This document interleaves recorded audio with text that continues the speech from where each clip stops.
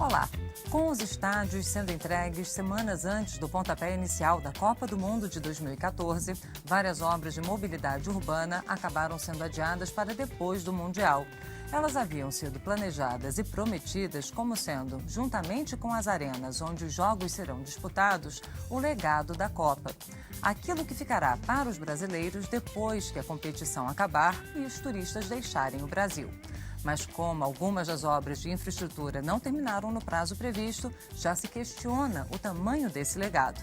E é isso que vamos discutir nesta edição do Brasil em Debate, que conta com a presença dos deputados Mandetta, do Democratas do Mato Grosso do Sul, e Dr. Rosinha, do PT do Paraná. Eu sou Fabiana Mello e o Brasil em Debate é um programa da Rádio Câmara e da TV Câmara. Obrigada, deputados, pela presença aqui. E eu gostaria de iniciar, então, perguntando para o deputado Mandetta. Na opinião do senhor, o que será realmente o legado da Copa para o Brasil? Eu acho que o legado da Copa é a indignação da população brasileira com o descaso do governo com a infraestrutura prometida para a Copa. Eu acho que essa conscientização de crítica, de observar, de apontar sistematicamente como a população fez em julho do ano passado e de lá para cá, eu acho que esse é o grande legado, indignação. Um gasto excessivo, uma Copa mais cara da história das Copas. Nós não temos nenhum registro de, somado às 3 últimas Copas do Mundo, não se gastou o que se gasta na Copa do Mundo do Brasil. Para se fazer basicamente arenas, privatizar de uma maneira totalmente assimétrica os aeroportos a 1 ano da Copa com obras inacabadas em aeroportos, deixar a mobilidade urbana completamente sem solução, com São Paulo e Rio de Janeiro engarrafados e travados, deixar os serviços, que seriam um possível legado, a melhoria do sistema de saúde, a melhoria da segurança pública. Ontem nós aqui nessa casa votando cargos de segurança pública para a Copa, faltando 12 dias para a Copa, enfim, um total relaxamento da gestão do que seria o legado da Copa e deixando como legado cartões postais que vão servir para bater fotografias em Manaus, Cuiabá, praças que historicamente não têm um bom uso para estádios de futebol. Esse eu acho que é o legado da Copa, a indignação da população com tamanho desperdício de dinheiro público. Deputado Dr. Rosinha. Primeiro é necessário entender aquilo que era especificamente planejado para fazer na Copa e aquilo que se divulgou que deveria estar pronto até a Copa. Eu vou dar o exemplo por o aeroporto de São José dos Pinhais, próximo a Curitiba. Esse aeroporto está em obra e começou a se dizer que era para ficar pronto na Copa. Nunca foi dito isto, mas, no entanto, passou a se divulgar. Igual a esse aeroporto, deve ter outros aeroportos. Agora, o legado da Copa, indubitavelmente, está presente. Saia do aeroporto aqui de Brasília e venha até aqui a Câmara dos Deputados e veja a avenida já concluída praticamente, que está pronta. Ninguém vem para a Copa, enfiar na mochila e vai embora.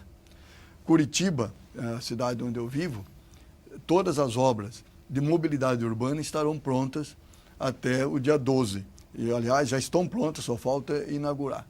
Então, nós tínhamos no Brasil um déficit de infraestrutura enorme, um déficit de mobilidade enorme. Usou-se a Copa do Mundo como uma meta a ser atingida. Olha, até tal data nós deveremos aprontar isto. Mas ocorre que até esta data, se não aprontar, não significa que não será feito o que está planejado. E em boa parte, é bom que se saiba, por exemplo, os estádios que chamam agora de arena, que foi dito que custariam no total 9 bilhões. Eles custaram 8 bilhões e alguns quebrados, não chegou aos 9. E o que se planejava de investimento em mobilidade urbana, agora para ser gasto até a Copa, seria de cerca de 33 bilhões. Chegou em 28 bilhões. Estudos já feitos, não pelo nosso governo, mas feitos inclusive por fundação privada, já demonstrou que a Copa das Confederações já trouxe o suficiente de recursos para pagar os estádios que estão aí. Eu acho que o legado da Copa será um legado positivo de boa parte de obras de infraestrutura prontas e aquelas que não estão prontas terminarão, e abre-se a perspectiva de continuidade da mobilidade. Não se investir em mobilidade urbana. Está vendo agora, são corredores de ônibus, são metrôs. Agora, deputado, desculpa, só interrompendo o senhor, assim, o senhor falou da questão da necessidade. Já havia essa necessidade de investimento em mobilidade urbana e na reforma dos aeroportos que estavam operando no limite. O próprio aeroporto de Brasília operava já no limite para a demanda de voos que ele sofria. Agora, era necessário a realização de uma Copa do Mundo aqui para que então se pudesse investir nessa área de infraestrutura? Não, não era necessário uma Copa para se investir. Eu estou dizendo, usou-se quando a Copa veio. Aliás, tentar trazer a Copa para o Brasil é coisa antiga. O Lula, no governo Lula, que nós conseguimos. Mas Fernando Henrique já tinha tentado, já por 2 vezes consecutivas, a trazer as Copas para cá e não conseguiu. Quer dizer, todos os países do mundo desejam ter a Copa no seu país. Se fala em cerca de 3 bilhões de televisões ligadas para assistir a Copa do Mundo. Qual é o país que não quer ter os olhos voltados para ele num grande evento como esse? Todos querem. Então, há disputa. É lógico, vai ter manifestações populares de protesto. Isso existe em todos os países. Existiu na Alemanha, como existiu agora nos Jogos de Inverno na Rússia. Se eu tenho 3 bilhões de televisões ligadas para assistir, por que eu não vou tentar me aparecer fazendo o meu protesto? Então, o protesto é natural. Agora, querer negar os investimentos que houve e que não vai ter legado de infraestrutura e de mobilidade, não dá para negar. Estão aí presentes e vai continuar. Quando citou Rio de Janeiro e São Paulo como congestionamento, Rio de Janeiro e São Paulo não é a COP que está trazendo congestionamento. São congestionamentos de quilômetros há muitos e muitos anos. E o crescimento da frota urbana, frota de automóveis no Brasil, necessita de investimento em todas as cidades. Se a Copa fosse tão ruim, não seria uma briga por vários estados do Brasil querendo sediar, não só a abertura, mas sediar os jogos da Copa.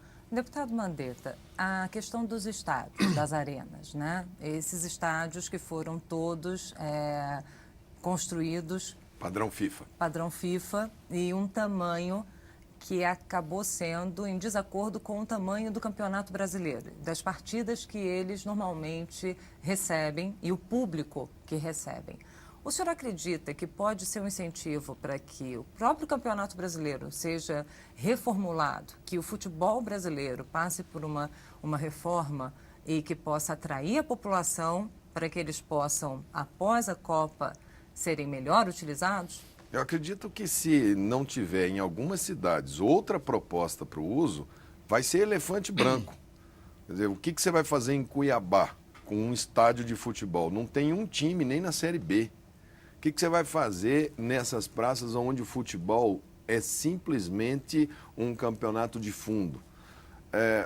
O uso, por exemplo, do tamanho das arenas versus a necessidade do Campeonato Brasileiro vai ter que mudar, porque senão você vai literalmente jogar no ralo os estádios. Durante a Copa, a FIFA autorizou, brigou, lutou, todos os estádios vão vender cerveja, bebida alcoólica, sendo que na legislação brasileira isso é proibido.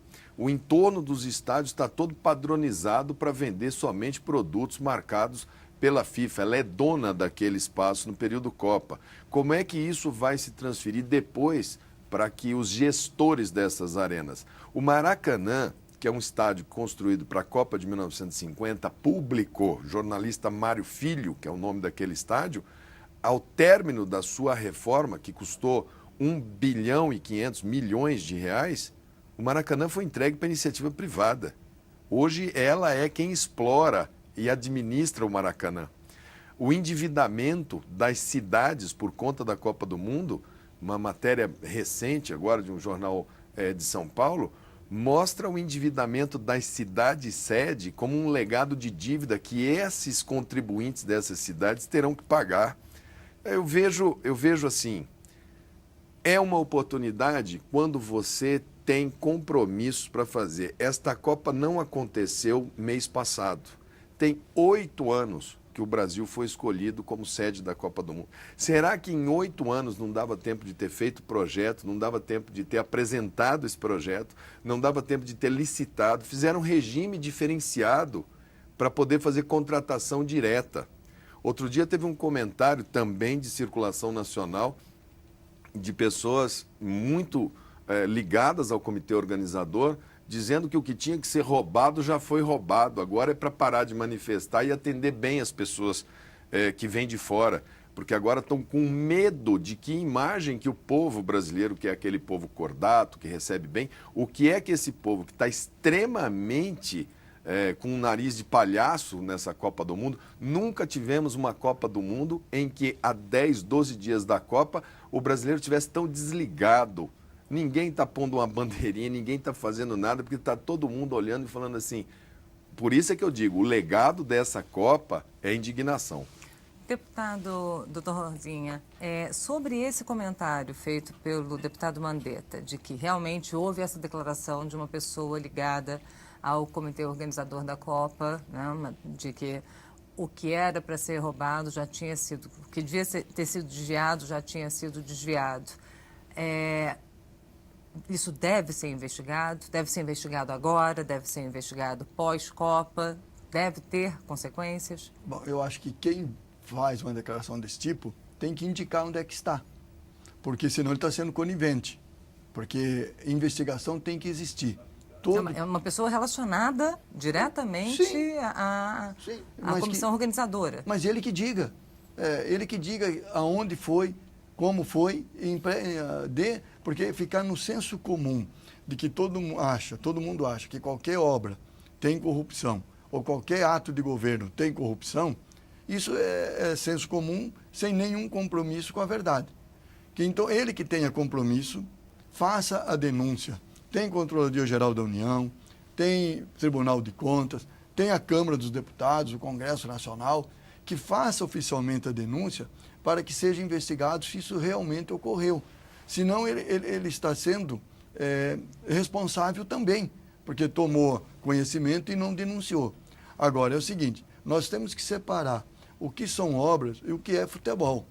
A questão do futebol, por exemplo, as pessoas não estarem tanto interessadas no futebol, é que o futebol, no mundo todo mundo sabe quem foi João Avelange, quem foi Ricardo Teixeira e quem são. E o que roubaram, o que desviaram dinheiro desde a FIFA até da CBF. Teve tanto uma CPI aqui, CBF Nike. Todo mundo sabe o que deu essa CPI, que ela foi rejeitada, mas sabemos, está aí o livro na praça, agora foi lançado com parte da CPI. Então, esse descrédito no futebol é algo que está sendo construído ao longo do tempo pela maneira como está sendo feito. Agora, o Campeonato Nacional, a pergunta feita para o deputado Mandetta. O Campeonato Nacional, nós estamos vendo, ou se faz um novo modelo, tanto é que está aí o Bom Senso Futebol Clube dizendo que tem que ter um outro modelo, tem que ter um outro método de organização, ou ele está falido, não é estádio que vai salvar.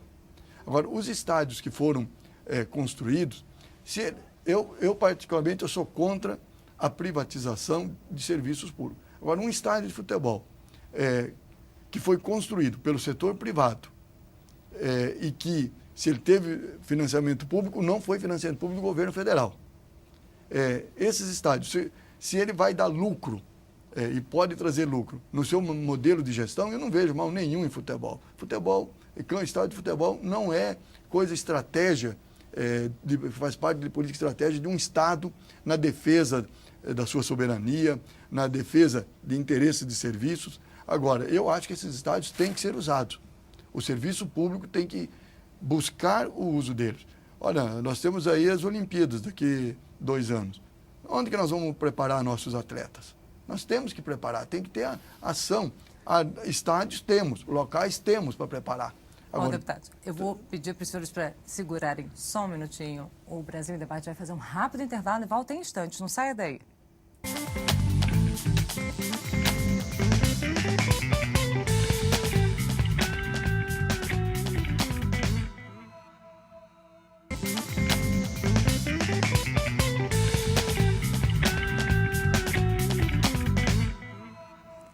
Estamos de volta com o Brasil em Debate, hoje discutindo o legado da Copa. Participam desta discussão os deputados Mandetta, do Democratas do Mato Grosso do Sul, e Dr. Rosinha, do PT do Paraná. Eu sou Fabiana Mello e o Brasil em Debate é um programa da Rádio Câmara e da TV Câmara.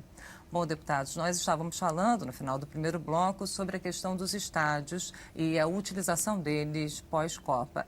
Deputados, eu queria colocar uma coisa, seja com exploração pela iniciativa privada ou pelo poder público, uma das coisas que, quando eu frequento o estádio aqui, vejo muitas vezes a percepção de insegurança, o medo principalmente de conflito entre torcidas organizadas, a má qualidade do serviço oferecido. Então, se vai se comprar algum alimento, são longas filas, os banheiros. E aí, quando alguém visita um estádio no exterior, muitas vezes tem um serviço, o atendimento é na própria cadeira onde o freguês está. A pessoa está assistindo o jogo e tem até o garçom que vem e atende o pedido, né? Esse tipo de padrão FIFA de atendimento ou de padrão, né, não poderia ser mantido e de uma maneira a atrair as famílias para os estádios pós-FIFA, para que o Campeonato Brasileiro, para que outras competições, ainda que não do Campeonato Brasileiro, da Série A, pudessem fazer com que os estádios fossem melhor utilizados? Futebol é um esporte de massa, torcida é massa. Eu me lembro de frequentar Maracanã na geral. Hoje, inconcebível a geral, porque o padrão, até para o Brasil, o padrão brasileiro proíbe a geral. A geral era aquele pessoal que ficava de pé, correndo, e era até cultural aquilo no Rio de Janeiro. Hoje já não se aceita que o estádio tenha arquibancada de cimento, já tem que ter cadeira, porque senão está fora do padrão. Agora, qual é o preço do ingresso para esse padrão FIFA? Quanto custa esse padrão FIFA? O nosso torcedor, nosso trabalhador, cuja grande diversão é o futebol de final de semana, tem renda para pagar um estádio sendo mantido no padrão FIFA, ou o futebol vai se transferir para aquele tipo de plateia europeia que a gente vê nesses grandes arenas de futebol na Europa, que são quase um shopping center. Agora, no final do bloco anterior, o deputado Rosinha falava que esses estádios vão servir como locais para a prática de esporte para a Olimpíada. Talvez, se nós tivéssemos, ao saber que teríamos duas competições mundiais, uma em 2016 e uma em 2014, se tivéssemos feito um planejamento, mas esses estádios não se prestam para estádio olímpico. Poderiam ser grandes praças de esporte. Cadê a política de esporte de base para um menino aqui de Brasília, ou de Cuiabá, ou de Votuporanga, para ele ter uma chance de estar na Olimpíada de uma maneira competitiva? Não tem. A Copa do Mundo é uma amostra grátis do que vai se fazer de despreparo com a Olimpíadas. Talvez o legado da Copa do Mundo seja exatamente a gente acordar e falar, vem cá, o Comitê Olímpico Internacional já está dizendo que eu tenho plano B, do jeito que está fazendo para a Copa, adeus Rio de Janeiro, eu vou embora, vou para os Estados Unidos, está lá prontinho, com a cidade pronta para fazer, porque está todo mundo vendo que prazo, compromisso, expectativa versus realidade aqui no Brasil, nesse governo, foi assim um festival de trapalhada, um festival de equívocos para se chegar a 10 dias da Copa do Mundo. A gente ontem aqui na casa votando criação de cargos para a segurança pública com medida provisória para dizer que precisa de cargos para a segurança pública para a Copa do Mundo. Ora, com 8 anos, você não dimensionou a segurança pública e tem que fazer uma medida provisória para criar cargos. Aí falaram, bom, já que vai criar para essa, deixa os cargos criados até 2017, porque daí já serve também para Olimpíadas. Quer dizer, completamente fora daquilo que as pessoas que pagam os impostos, que são os verdadeiros interessados para que as coisas vão bem, para que eles estejam dizendo, não está bem. Não é isso que eu quero que faça com o meu dinheiro que está sobre a sua responsabilidade. Mas você não é dona do meu dinheiro. Essa história de que não teve dinheiro público também é balela. Tem muito dinheiro público. Esse BNDES, o dinheiro todinho é subsidiado com o teu imposto, com o meu imposto, com o imposto de todo mundo. E esse dinheiro é dinheiro que faz falta para portos, aeroportos, para infraestrutura. Nós não estamos falando de legado, os grãos brasileiros agora estão todos caindo na estrada, tem fila em Paranaguá, tem fila em Santos, por absoluta falta de prioridade e gestão. Deputado doutor Rosinha. Bom, são duas questões. A primeira, da sua pergunta dos estádios. Eu acho que a cultura no nosso país é completamente distinta da cultura dos europeus no comportamento dentro dos estádios. E as torcidas organizadas, tanto lá, que já deu muito problema e foi duramente punida pelos crimes que cometeram, aqui as torcidas organizadas, pelo jeito, ainda continuam impunes. Isso cabe às investigações de policiais e à justiça de punir. Então, aí há um certo grau de violência dentro e fora dos estádios que tem que ser inibida. É porque sem resolver esse problema, não tem jeito. Seja pequeno, seja grande, o estádio vai continuar vazio. Vai continuar, porque isso aí não é questão de Copa, nem de não ter Copa. Essa é uma questão de cultura construída ao longo do tempo no futebol brasileiro, né? E achar que a nossa torcida de frente vai na Argentina para você ver os íntias, que são as pessoas organizadas deles, também o nível de violência que tem. Quer dizer, isso tem que ser inibido. E é necessário. Ir para o estádio, como você falou, Fabiano, de sentar e ter, eu acho que a questão do valor dos ingressos aqui levantado inibe a ida, mas a questão dos ingressos, há dados momentos que os times de futebol decidem fazer, baixar, fazer... Essa é uma política que não é uma política de governo, é uma política das federações e de quem organiza os jogos. Então, não é o governo que fica decidindo por isso ou aquilo.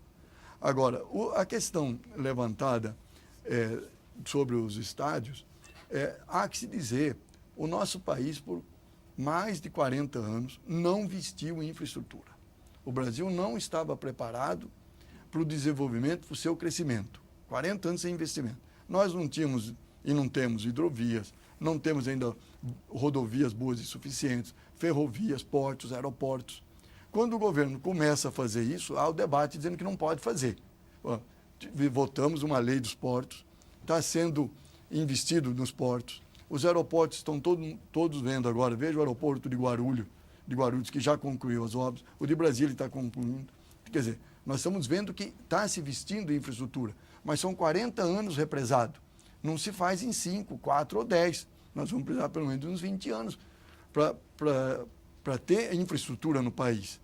E quando se busca a alternativa, como a dos aeroportos, é criticado.